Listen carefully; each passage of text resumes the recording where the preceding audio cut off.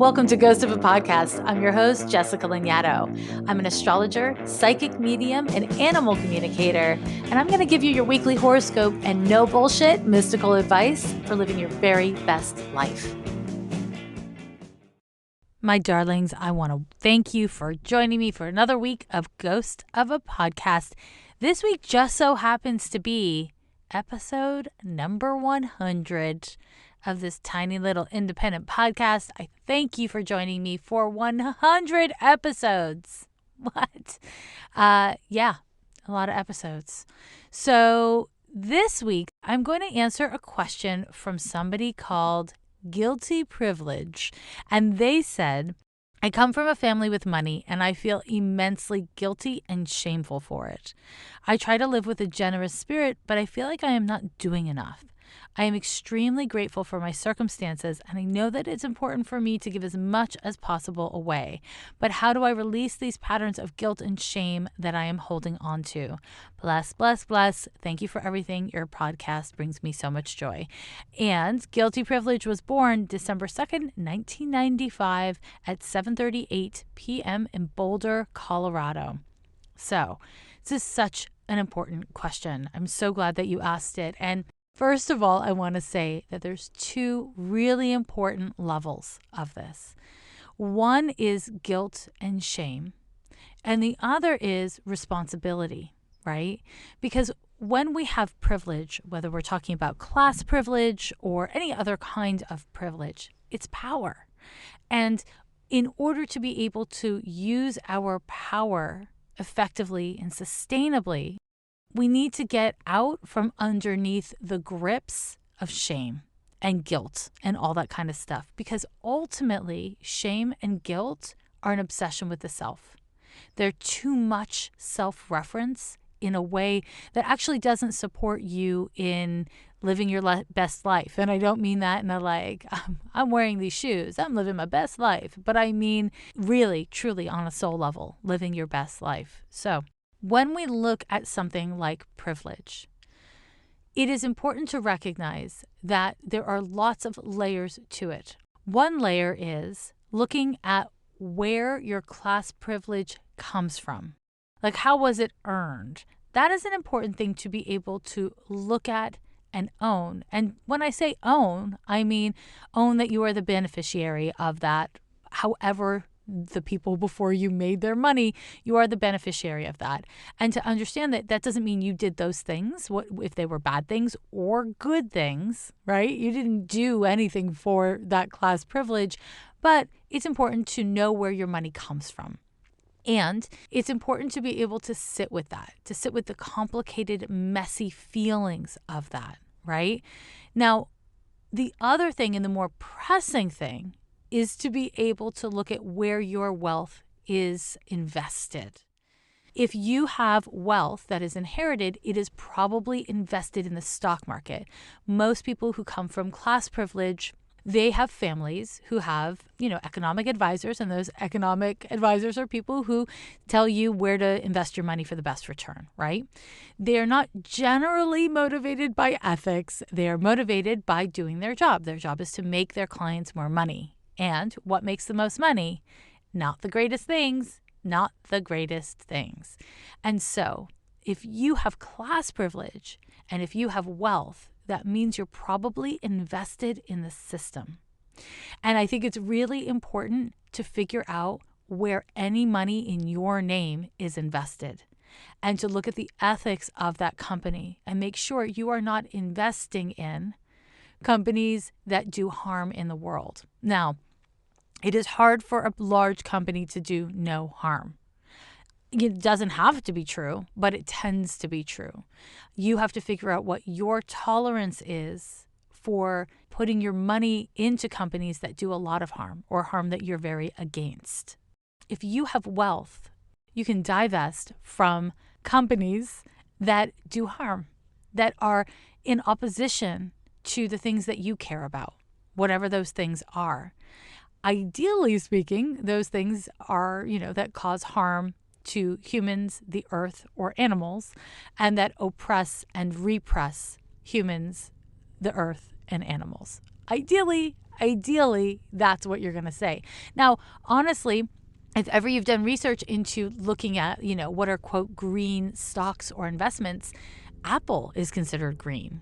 I wouldn't consider Apple to be green. So unfortunately, you have to do your own research based on your own ethics to figure out what your tolerance is for being invested in different kinds of companies. Now, I know none of this is astrological, but it's really important. When you take responsibility for your wealth, you are using it to build a more equitable and sustainable world. This is not only ethical, but it'll also have the side effect of lessening your shame because you'll be more associated, more present, and then your generosity will come from a cleaner place and will have a stronger impact. So I want to really say to you, I think it's great that you're willing to look at your class privilege and that you're willing to work on the feelings that come up for you around handling your class privilege. Now, one more thing before I get into your chart. Over the years, I've worked with many people from class privilege who kind of struggle with what you're struggling with. This feeling of, I feel that it's wrong to have all this inherited wealth and I want to do something about it. And the most common thing that I see people do is not educate themselves about the economy or money or even where their stocks are invested, and instead just give it all away. And the problem with this is only that giving money away when you don't have ownership of where your wealth is invested, it's kind of like picking at scabs. You pick at the scab because it's itchy, but it doesn't actually address the core problem.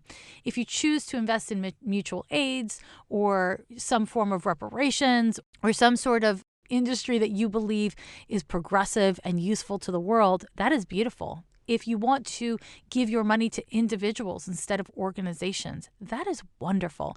There are so many ways to spread your wealth and to invest in building the world that you want to see.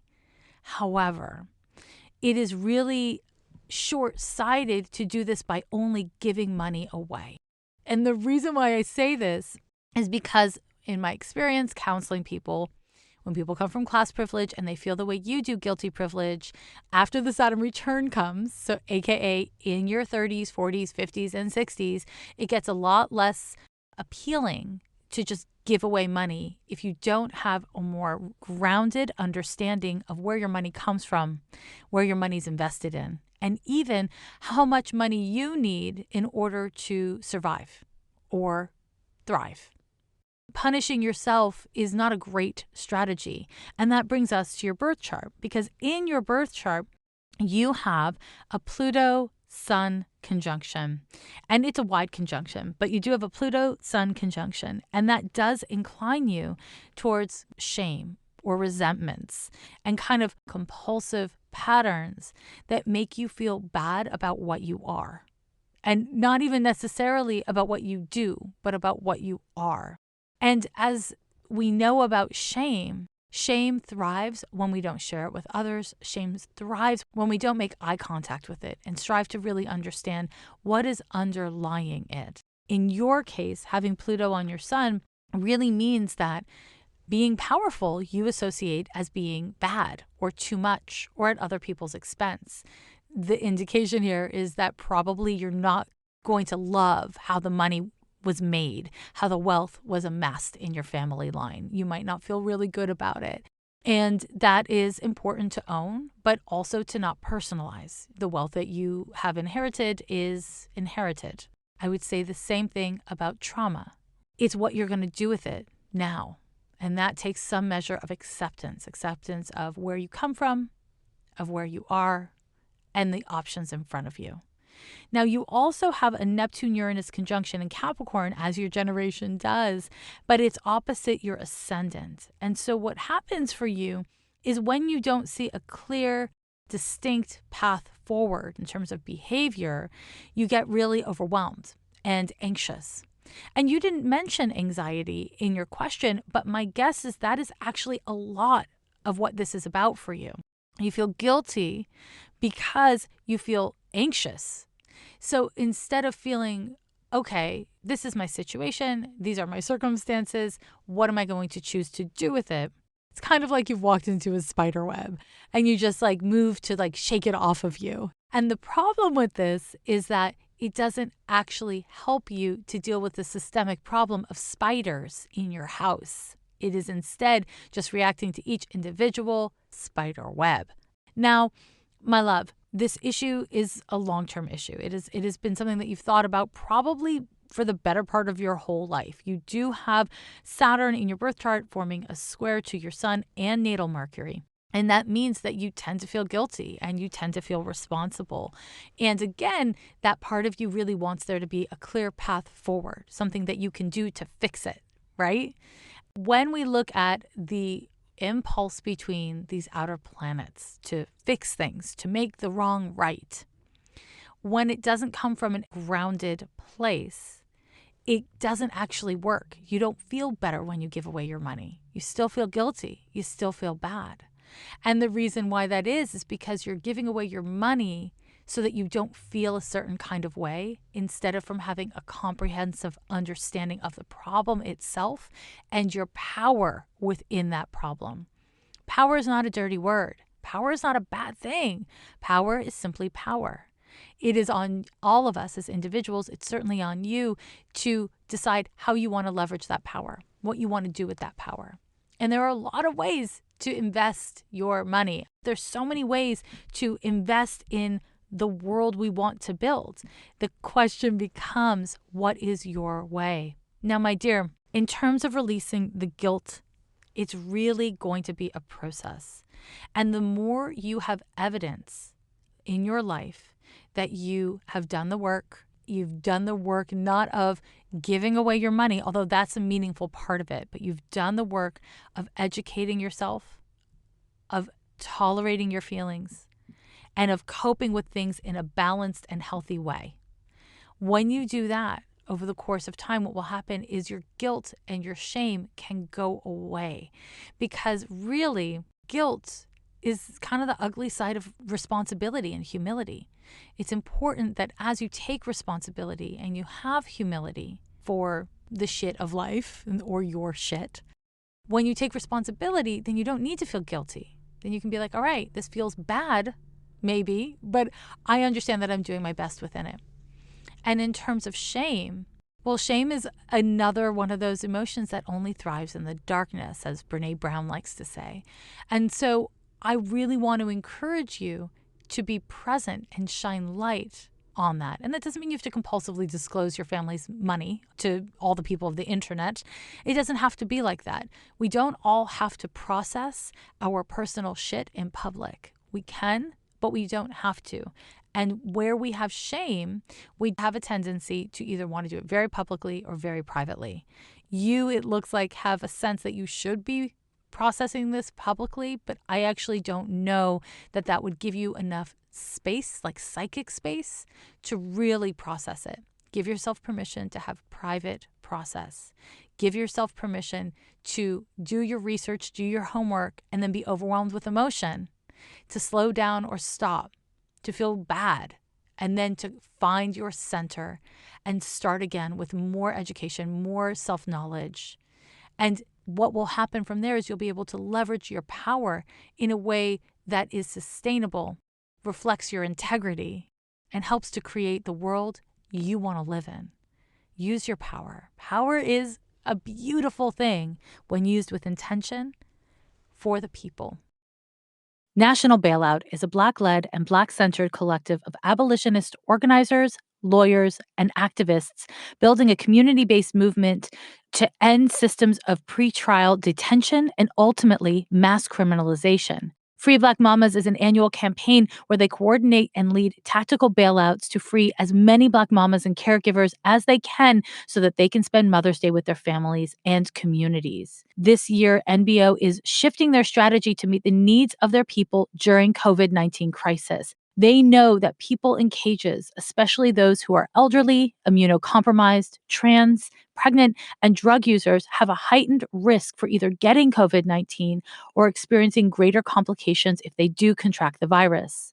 With that, they're moving to begin bailing out Black mamas and caregivers in the upcoming weeks to help ensure that they are alive and well to see Mama's Day. To support organizers around the country in bringing our people home, visit nationalbailout.org. That's nationalbailout.org. Give what you can. We are all we need. You know, I'm obsessed with being healthy and feeling my best. And that is why I'm excited to talk to you about Zhou Nutrition. It's spelled ZHOU. Zhou Nutrition. One of their best sellers is called NeuroPeak, and it's formulated with natural nootropics to help support memory, focus, clarity, and peak performance, which you know I'm all about. A little bit of peak performance never hurt this girl. Happily, I am here to offer you 20% off of Zhou's high-quality formulas at zhounutrition.com with the code REAL20. That's REAL 20. Head to zhounutrition.com. That's ZHOU nutrition.com to take 20% off. On Spotify, you can listen to all your favorite artists and podcasts in one place for free. You don't even need a premium account. Spotify has a huge catalog of podcasts on every topic, including astrology. On Spotify, you can follow your favorite podcast so that you never miss an episode, and premium users can download episodes to listen to offline from wherever you are. You can easily share what you're listening to with your friends on Instagram. Just go ahead and download the Spotify app, search for Ghost of a Podcast on Spotify, or browse podcasts in the Your Library tab. Also, make sure to follow me so that you never miss an episode. My puppies and kittens, let's get into this week's horoscope. We're looking at April 19th through the 25th of 2020. Lots of shit is going down, per usual. On the 19th, we step into Taurus season. So when we say Taurus season, we are talking about a solar season. The sun moves from the sign of Aries to the sign of Taurus. Pros and cons, my darlings, pros and cons. Taurus is a very sensual sign. And when I say sensual, yes, that could mean like sexy, batting those eyelashes kind of sensual. But really, when we talk about sensuality kind of from a Taurian perspective, we're talking about it is a sign that is oriented towards and enjoys sense-based pleasures, aka food, comfortable clothes, good smells, pleasing music. It is a very aesthetic and grounded in aesthetics sign. And so moving into Taurus season, it can be quite a lovely thing given the circumstances of the world right now, in that you could settle into cooking for yourself, being at home in a way that is pleasant. You know, I've been talking on social media a lot lately about ways of changing your home space to be more productive for work. And that might look like you live in a tiny apartment and you're working from a computer in your kitchen and just lighting candles on either side of your computer and setting up a space that actually is conducive to shifting from I eat breakfast here to I am working here. It's about orienting our spaces, our home spaces, to better serve our ever-evolving needs. Most people don't have home spaces that are set up to never leave it or to work from it. So Sun and Taurus can be really helpful for that. Now, the downside of this Taurus season is that Taurus is kind of a social sign. It likes to get out there and like hug a bitch and break bread with someone and just connect physically. It wants to puppy pile. It wants to snuggle or make out. And this is not a great season for that, given that we're in this, global pandemic. So Taurus season may actually stimulate you to create more comfort in your life, or it might make you feel really restless to get out of the damn house. It can kind of go either way depending on how it hits your birth chart. And so as much as possible, I want to encourage you to consider moving shit around in your bedroom, in your apartment, in your house, wherever you are. If you are in your house all the damn time, start to orient your space to better serve your needs. And that doesn't mean you're investing in being at home forever. It just means you're investing your sense-based experience of your home in a way that actually supports your present moment, the here and now. Taurus season. On the 20th, we very quickly get into this Sun square to Saturn. Now, that's because Saturn is at almost 2 degrees. It's at 1 degree plus of Aquarius. So we go into a Sun square to Saturn quickly. And this particular aspect will feature heavily in the new moon horoscope that I'm about to give you. But here's the thing about Sun square Saturn. A lot of people will tell you this is a really rough transit. And for many people, it is a rough transit. But the reason why it's rough is because it kicks up consequences. If you are living in ways that are not authentic to you, if you have been pulling some bullshit on yourself or other people, this transit can kind of drop an anvil on you. That could look like consequences for actions or inactivity. That could look like just feeling down. Saturn governs depression and depressiveness and a sense of isolation. It's related to like hermit vibes. A Sun-Saturn square can really kick up feelings of depressiveness and loneliness. It's not what you want to hear. It's not what you want to hear. So here's how you work with it. If you're just dealing with the psychological feelings of it and the emotional feelings of it, because the sun is your identity, but it's also your sense of vitality. And Saturn governs aging and a sense of being worn down or weighted down by circumstances or conditions. And so your best move when this transit occurs is to really pay attention to what isn't working. Listen to the evidence of your life at this time. Doesn't matter if it's fair or not. Doesn't matter, but you want to pay attention to what isn't working. So if around this date, and especially on the 20th, if you find that you're feeling really down and really disheartened, okay, that means you need support psychologically. You need to look at your life and see, how can I put in place better habits, routines, resources into my daily life so that I can do a better job of supporting my sense of being stuck or uncertainty over the future or loneliness. These are all very common feelings that are associated with Saturn, and also they're really hitting so many of us through this shelter in place and quarantine time. If you find that there is a relationship or a work dynamic or something like that that you are having to cope with that is kind of reaching some point of crisis, which squares can be associated with crisis, the best thing you can do is respond as dispassionately as possible. So what that requires of you is taking the space you need to really assess what is happening here, what am I reacting to, what are my needs in this situation, and what are my responsibilities, right? So it's really like parsing that out. And if you find yourself like having a day around this day, so you'll be feeling it the 19th, the 20th, it's exact, and then on the 21st, go through those little questions. Ask yourself those little questions, and it will help you to better orient yourself around the energies so that you're taking responsibility and not creating more problems for yourself down the line. Now, the other thing is, this is a great time for editing. It's a great time for pruning. So if you have been putting things off, like dealing with your inbox or cleaning your damn kitchen or I don't know, filling out paperwork so that you get your stimulus check or whatever it is, this is a great time to do it.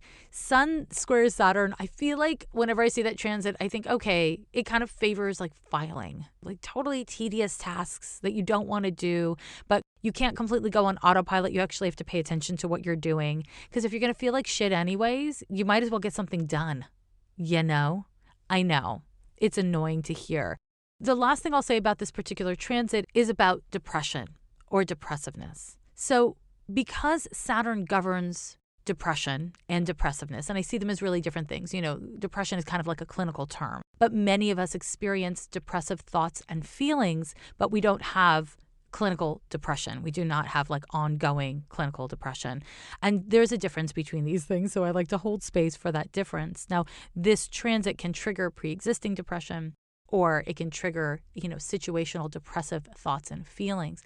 And the thing you want to know is that everyone has Saturn in the birth chart, which means everyone experiences depressiveness to some degree at some point in their lives, at least a couple few times. And so all to say, my puppies, it's part of the human condition. And if you can accept, okay, I am feeling this way, then you don't allow yourself to go into, why am I feeling this way? It's bad to feel this way. I can't feel this way. Those feelings of resistance actually disempower you from coping. So if possible, if you're feeling those kinds of feelings, start with, can I accept that this is how I'm feeling? Just start there. And if the answer is yes, then ask yourself, is there something I can do for myself in the here and now that is constructive, that'll help me? And maybe that means take a damn nap.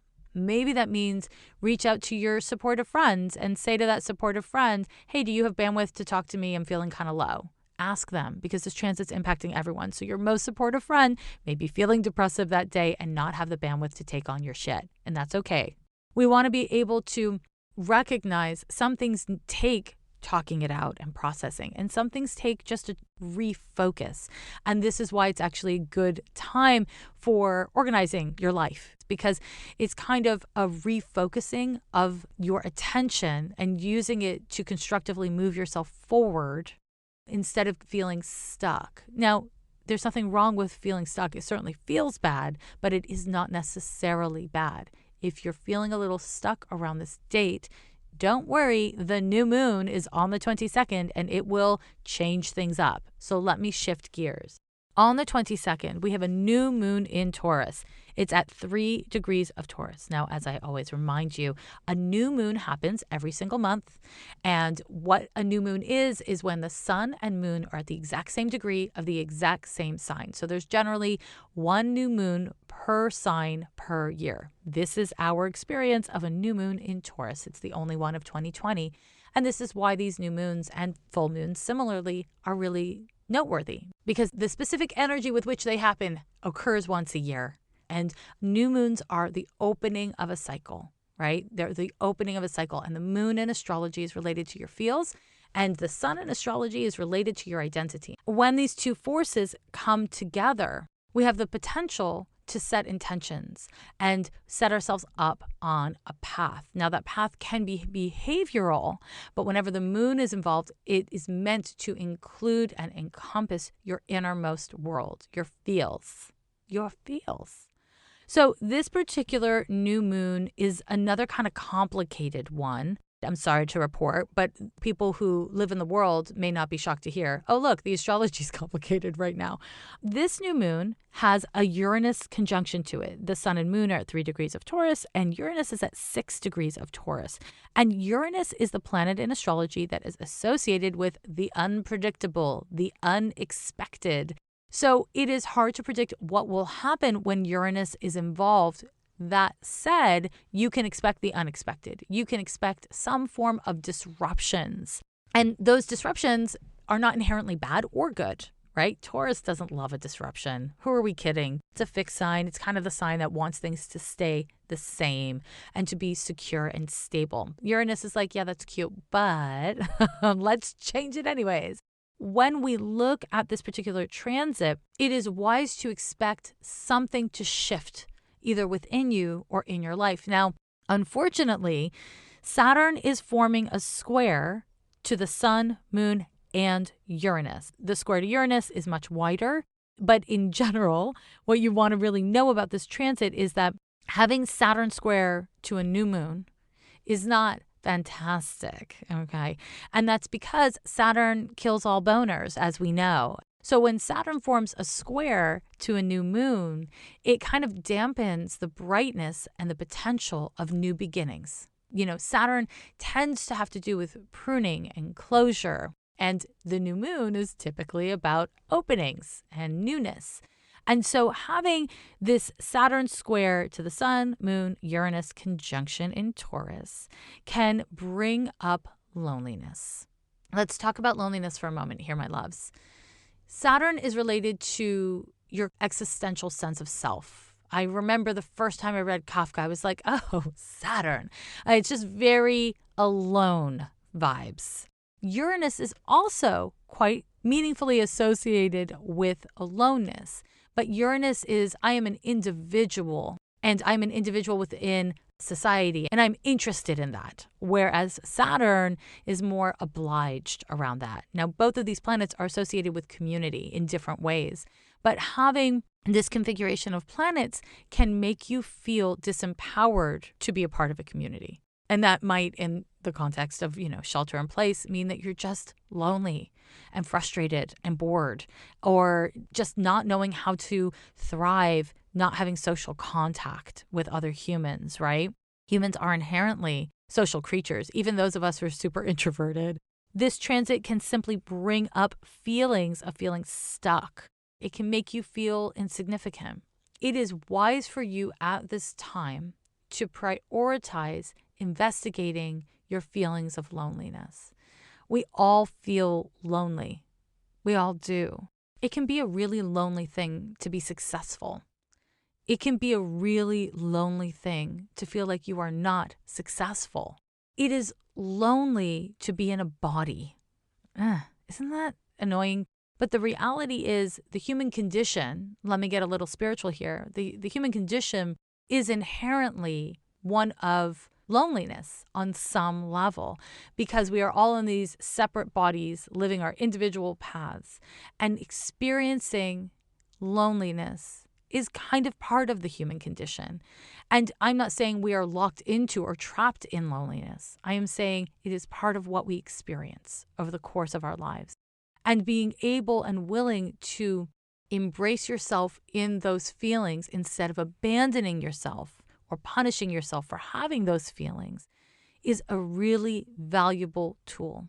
And that might look like at this time, I don't know, listening to lots of inspirational content or reading lots of inspirational content around the theme of loneliness from mental health and spiritual health experts.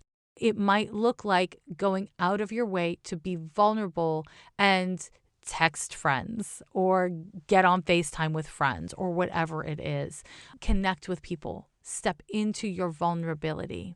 And watch out for self-fulfilling prophecies where you only reach out to people who have proven to you in the past that they're not available for realness, or they don't call you back consistently, or whatever. There's a way that because Saturn is involved, you want to watch out for ways that you set yourself up. You create self-fulfilling prophecies that prove to you that your biggest fears are valid. Pay attention to that part of your habit, because if you get nothing else from this new moon, you may get a meaningful insight into ways in which you limit yourself or you keep yourself from others as a way to protect your emotional body. And in seeing that, you can see that it doesn't work. Or maybe it does work, but this new moon is more likely to show you what isn't really working for you. The thing about Saturn is it brings about consequences, as I said when I was talking about the Sun-Saturn square. And so you might deal with consequences at this time. Now, in the context of public health, hopefully we're not going to see consequences in terms of health issues, but hopefully you have been doing a really good job of protecting your health and the health of others. We want to really make sure that we are thinking about public health and we are thinking about the greater social good at this time, because that is so much of what this new moon is going to bring into probably some pretty sharp focus. Saturn is related to, hierarchies and the government. You want to be on the lookout for rash institutional or structural rules being asserted. You want to be on the lookout for those things because we want to stay associated. We want to stay aware of what is happening in this world. And if your stress level is making it so that you aren't actually consuming news, I might challenge you to shift your strategy this week with the new moon and to have some more moderate and temperate and sustainable way of consuming news so that you are informed and you are educated, not inundated, not overwhelmed, but informed and educated. Now, my loves, this new moon will test your boundaries, but not just your boundaries, everybody's boundaries. And so it's really valuable to be thinking about what are your boundaries? How do you assert your boundaries? How do you manage and maintain your boundaries with yourself as well as with others? So when I say with yourself, something I touched on in last week's horoscope was around addictive behaviors, compulsions, right? And the thing about addictive behaviors and personal compulsions is they really are the embodiment of not having healthy boundaries with yourself, with your own feelings and impulses. And so here this week, in a very different way, we have another opportunity to refine our understanding of our needs and our behaviors, and to start kind of establishing clarity, internal clarity around what we need and how we need to act around what we need. Saturn is a very actionable planet, so is Uranus. And Taurus is a very material sign. If you're dealing with some sort of a structural inequity, I want to say that you are not alone. And there is a power in numbers. And so find organizations, websites, organizers who already have been researching and coming to understanding and collecting resources for whatever it is that you're dealing with, because those people are out there. Find the helpers, Mr. Rogers says, and he's right, dude. So yeah, find the helpers, because this is the thing. Divided, alone, and lonely, we are easy to control. We are easy to oppress or repress. But when we come together as a collective, when we empower each other, support each other, when we organize, that is when we have more power. We have more structural power. And that is when corporations and governments have to listen to us. So you don't have to become an organizer just because there's a new moon. Find someone who is. And as always, really pay attention to looking at sources, looking for receipts, as the kids say. Look for receipts. So that brings us to the last transit of the week. It's not a chill one, I'm sorry. On the 25th, we have a Mercury square to both Pluto and Jupiter. Hi. So Mercury is your mind. It's communications. It's your thoughts and your attitudes. It's what you say. It's what you think. And it's how you listen. It's also texting, DMing, and emails. Pluto and Jupiter. Having them together is something I've talked about in the past couple of episodes in various ways. Pluto is compulsion, and it is destruction and healing. Jupiter is expansion. It is more. It is a planet that does not like limitations. It likes to explore and educate, but also proselytize.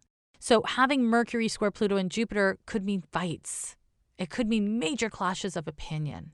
It could mean that someone comes at you with the full force of all of their grief and all of their struggles and just tries to dump it on you. Or you could be that jerk and you could do that to someone else.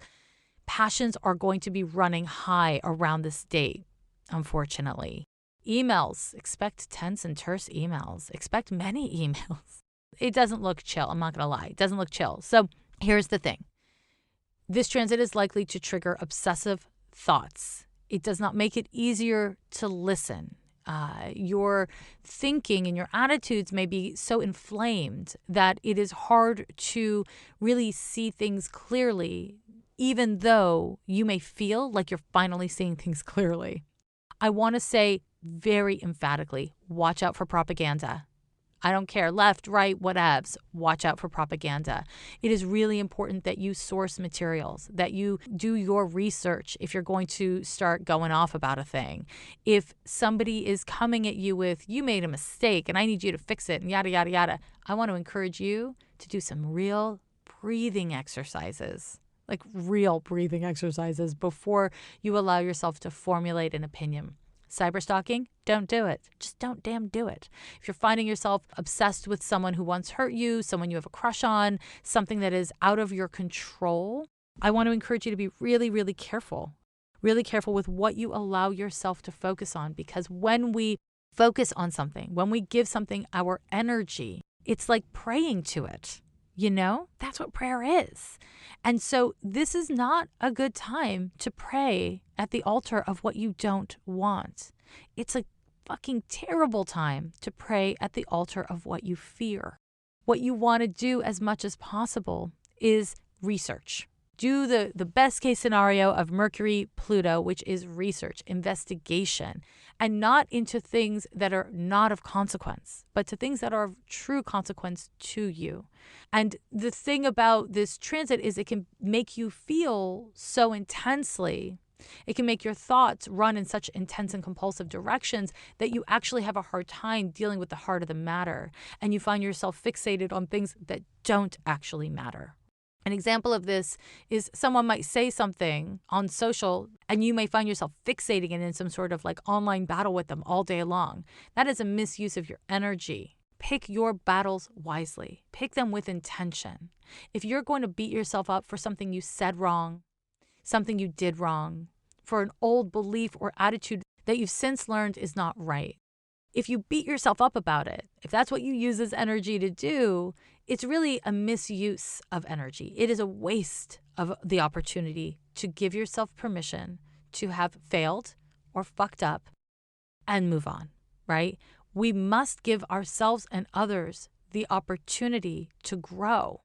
And if we hold ourselves, if we chain ourselves to past mistakes, then we cannot do that. There needs to be some latitude for mistakes. And unfortunately, Pluto and Mercury together can be quite punishing. Pluto is quite a punishing energy. Now, Jupiter is about big picture. So unfortunately, the downside of Mercury forming a square to both of these planets is that, yeah, you could find yourself in a situation where Jupiter is just like egging on Pluto. Now, the positive potential is that you decide that you want to grow and you decide that you want to really explore and that you're willing to consciously do that with your shameful feelings and your resentments and your compulsions. If you're willing to look at the ways in which you have addictive tendencies in your thinking, if you're willing to look at the ways in which you are defensive, if you're willing to look at the ways in which your convictions are in some ways more emotional than reasoned, this can be really healing. And I'm not saying any of those things are inherently bad or good or whatever. It's about looking at these things. Mercury is the mind. It's look at your attitudes. And whenever we go through a square between Mercury and a planet, it's an opportunity to be in crisis. Now, crisis is a word that people freak out about because it sounds really negative. But a crisis in consciousness is actually wonderful. It might not feel awesome in the moment, but it might not even feel that bad. A crisis in consciousness is an expansion. It's an opening. And it has within it the potential for real growth and development. Fear not the squares, my loves. It's really not a good use of the square energy. Instead, you want to think about, how can I grow from this? How can I learn within this? And if the way you feel is too compulsive and too activated to be constructive, okay, great. Take responsibility for that. That on its own is healing, to recognize the limitations of what you can and cannot do in a healthy way. And I want to remind you of something that I say often on the podcast. You really can't control other people. You can't tell them what to think. You can't make them feel any kind of way. But what you can control with much effort, what you can control is your response to them. There's your reactions. It's how you feel. It's what you want to say. It's what you want to get off your chest. And then there's what you need to say because it's what you want them to hear. It's a different thing. So finding a space between your reactions and your responses is wise. It's a great skill to cultivate. And this transit is a time when you may be able to actively cultivate that skill. Isn't that great? Isn't that cool? Okay, those are your transits for the week. Welcome to it. Make the best of it to the best of your ability. I thank you once again for joining me on this 100th episode of Ghost of a Podcast. Loves, puppies, kittens, peaches. Life is sometimes hard, sometimes frequently hard. As much as possible, I want to encourage you to do something that I don't often encourage you to do. Consume media that is hopeful, that is the presentation of humans doing the right thing for each other and for the earth. Have that noise in your head along with all the other noise that is out there. You know what I'm saying? You capiche?